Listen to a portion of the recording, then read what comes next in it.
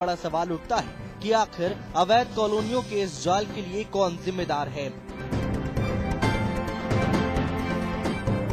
वो जो अपने आशियाने का सपना पूरा करने के लिए घर खरीद रहे हैं, या फिर वो लोग जिनके ऊपर इस गोरख धंधे पर लगाम लगाने का जिम्मा है। अब अवैध कॉलोनियों को कानूनी जामा पहनाना भी आसान नहीं। अवैध कॉलोनियों के कारोबार के उजागर होने के साथ ही चंद महीनों पहले भूमाफियाओं और एलडीए के अधिकारियों की मिलीभगत उजागर हो चुकी है। महानगर और अलीगंज में हुए जबरदस्त अवैध निर्माण के मामले में एलडीए के 9 इंजीनियरों पर गाज गिरी थी। गौरतलब है कि महानगर एक्सटेंशन, कुर्सी रोड,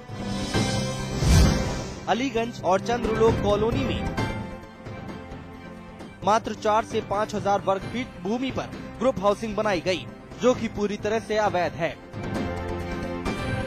इस मामले में जब अदालत ने सख्ती दिखाई तो लखनऊ विकास प्राधिकरण ने पहले तो बिल्डिंगों को सील किया और उसके बाद इंजीनियरों पर भी एक्शन लिया गया।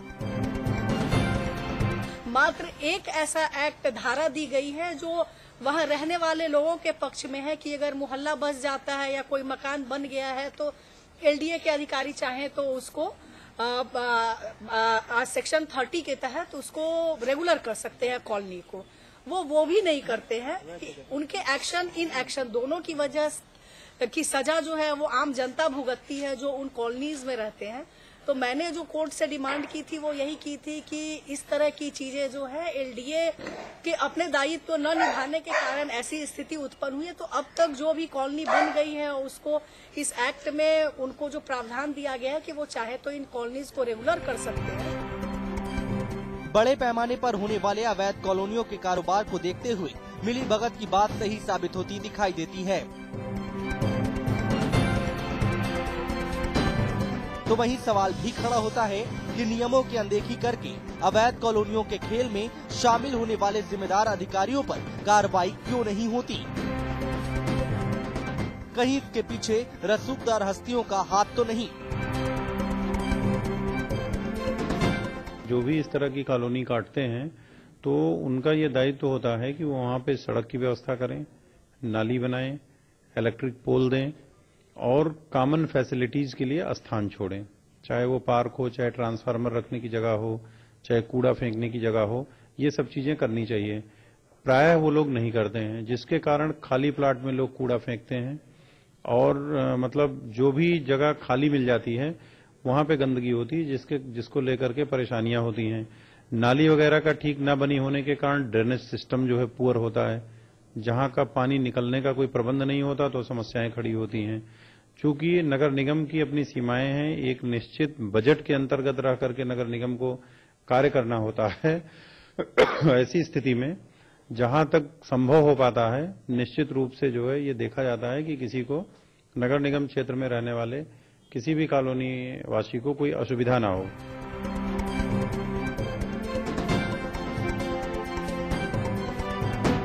बिल्डर्स के साथ ही इस काम में प्रॉपर्टी के बड़े कारोबारियों का हाथ है, जिसकी वजह से अवैध कॉलोनियों के खिलाफ बड़ी मुहिम नहीं छेड़ी जाती।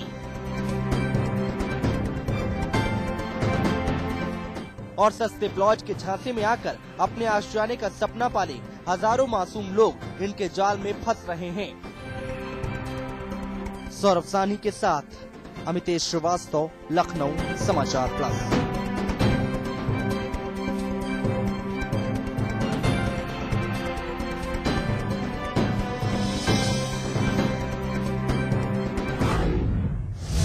प्रॉपर्टी लेते वक्त कई बातों का ध्यान रखना बेहद जरूरी है, नहीं तो आप भी धोखाधड़ी का शिकार हो सकते हैं।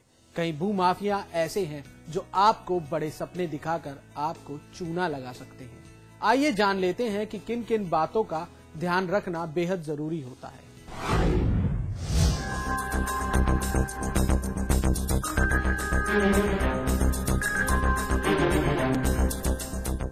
हम कितनी ही सावधानी क्यों न बरतें, बावजूद इसके कई बार प्रॉपर्टी की खरीदारी में धोखा हो ही जाता है।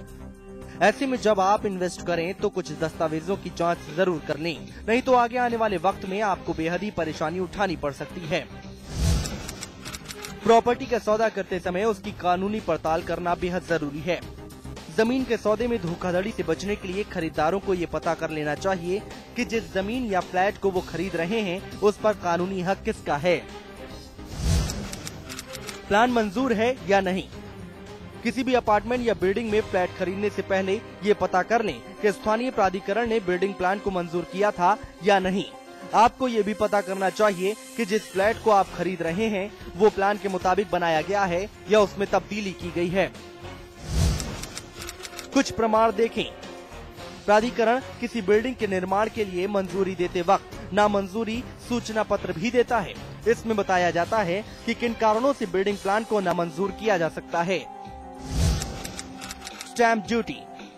जमीन, फ्लैट या घर की खरीदारी के लिए अगर पूरा स्टैंप शुल्क जमा नहीं किया गया है तो सभी दस्तावेज पूरी तरह से अवैध माने जाएंगे। ऐसा होने पर आप पर जुर्माना भी लगाया जा सकता है। समझौते का रजिस्ट्रेशन। स्टैंप ड्यूटी भुगतान के साथ ही समझौते का रजिस्ट्रेशन भी कराना होता है। ये सब रजिस्ट्रार के साथ समझौते के 4 महीने के भीतर हो जाना चाहिए। शर्तें साफ होनी चाहिए। ये सुनिश्चित करें कि कागजात में सभी बातें साफ साफ कही गई हों, कुछ भी अस्पष्ट रूप से नहीं कहा गया हो।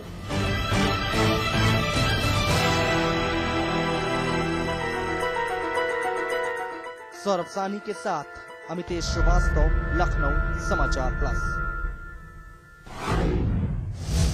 यूपी में अवैध कॉलोनी के बाद अब बात करें नोएडा एनसीआर की, जहां पर इन दिनों बिल्डर्स परेशान हैं। क्या है इनकी परेशानी, देखते हैं इस रिपोर्ट में।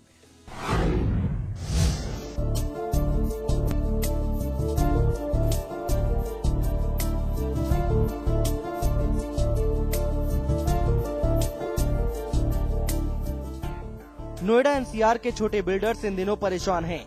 हमेशा से ही देखा गया है कि अपने घर के लिए बायर्स परेशान होते हैं, लेकिन इन दिनों बिल्डर्स परेशान दिखाई दे रहे हैं। गाजियाबाद अथॉरिटी द्वारा नक्शा पास नहीं होने, सेल्स में कमी और लेबर की दिक्कत की वजह से बिल्डरों की परेशानी बढ़ गई है।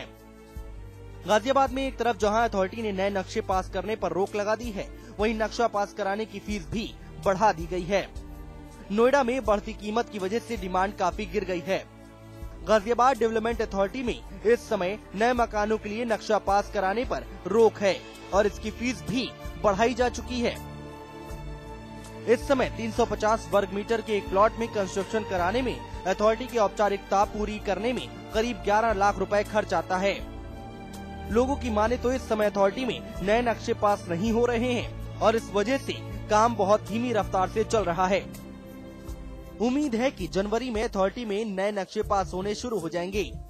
डेवलपमेंट चार्ज और दूसरे खर्च की वजह से अब मकान की कीमत बढ़ सकती है। इस समय फंडिंग से ज्यादा कंस्ट्रक्शन मटेरियल जुटाने में दिक्कतें आ रही हैं।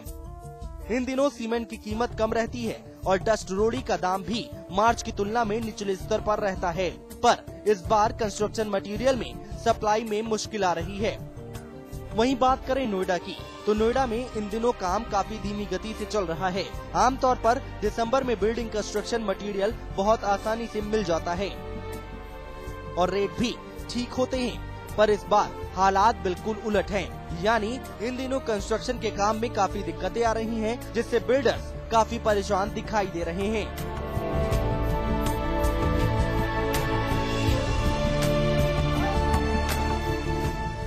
सौरभ सानी के साथ अमितेश श्रीवास्तव, समाचार प्लस।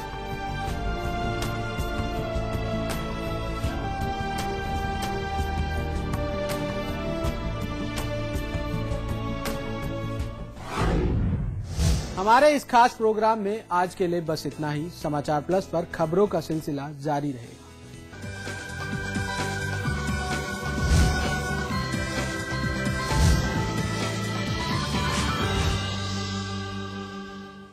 रजनीगंधा का कोई मुकाबला नहीं। इसमें है बहुमूल्य प्राकृतिक रूप केवड़ा, पवित्र शीतल चंदन तेल, अव्वल दर्जे का गुणकारी कत्था, खास खुशबू वाली इलायची, उम्दा क्वालिटी वाली जायकेदार सुपारी। रजनीगंधा का कोई मुकाबला नहीं। हम रजनीगंधा खाने वाले गहरी गहरी चीजों को मुंह नहीं लगाते। इसमें तंबाकू बिल्कुल नहीं, इसीलिए तो मैं भी खाती हूँ।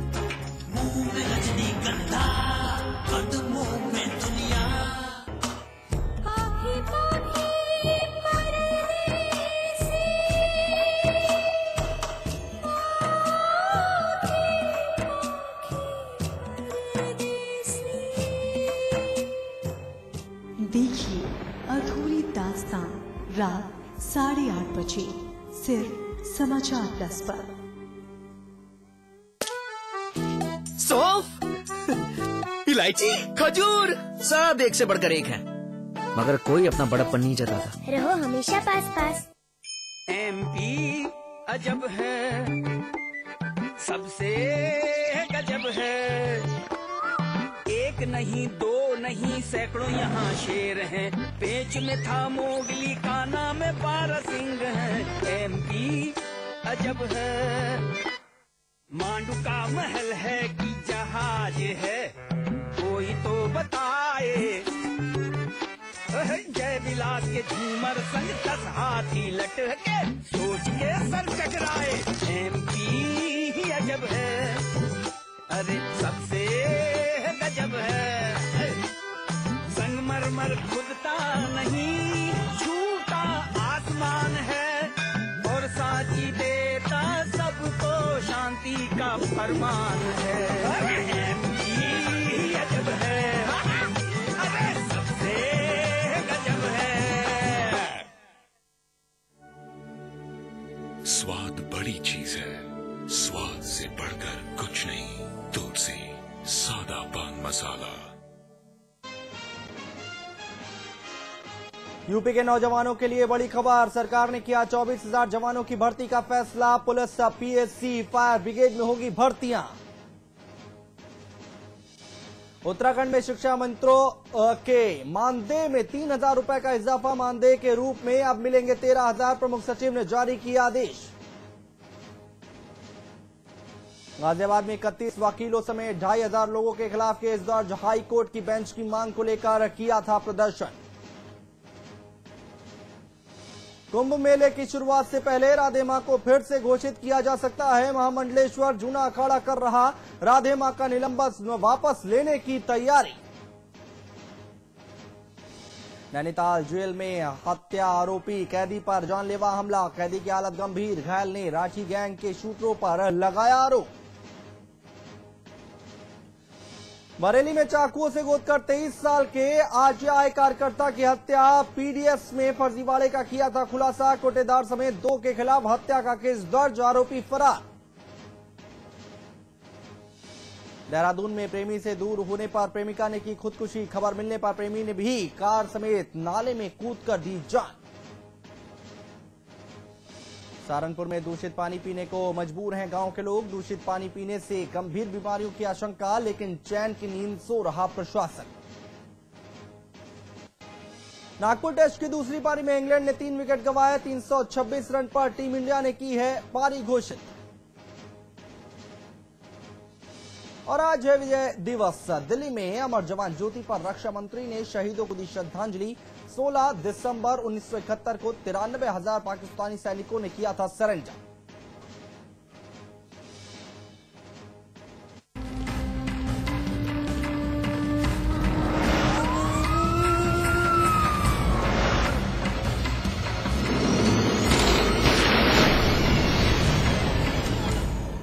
नमस्कार, मैं हूं परवीन साहनी। हमारा मकसद है एक भयमुक्त समाज देना, जुर्म की हर दस्तक से आपको आगाह कराना, हर वो चेहरा बेनकाब करना जो आपका गुनहगार है। और आज हम एक बार फिर हाजिर हैं जुर्म की काली दुनिया के उन चेहरों का एनकाउंटर करने के लिए। देखते रहिए एनकाउंटर।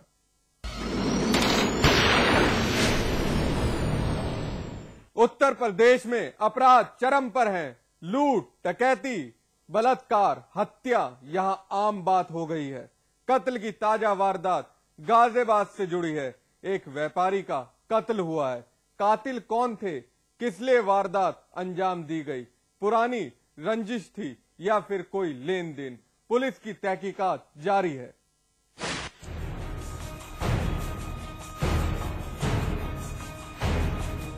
ये मंजर गाजियाबाद के साहिबाबाद इलाके का है। रात का स्याह अंधेरा, मातमी माहौल, बदहवास चेहरे।